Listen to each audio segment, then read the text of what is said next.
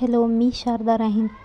चला तर आज आपण कुरकुरीत चिवडा कसा बनवायचा आहे हे बघूया, तेही मुरमुऱ्यापासून. चला रेसिपी सुरू करूया.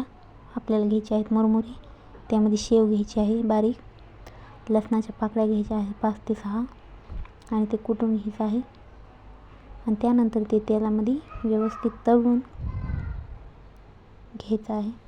त्यानंतर 1 वाटी शेंगदाणे तळून घ्यायचे आहेत. त्यानंतर अर्धी वाटी डाळ तळून घ्यायचं आहे आणि अर्धी वाटी कट केलेल्या मिरच्या तळून घ्यायच्या आहेत आणि 1 वाटी कढीपत्ता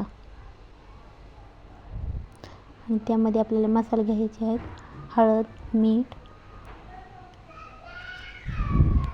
जिरे हे सगळं घेऊन जे बाकीचं आपल्याला तळलेलं आहे ते त्यात टाकायचं आहे मुरमुऱ्यामध्ये. जे आपले तळलेले मसाले आहेत तेही त्यात टाकायचे आहेत. व्यवस्थित मिक्स करून घ्यायचं आहे आणि आपला मुरमुरा चिवडा तयार झालेला आहे, तेही कुरकुरीत.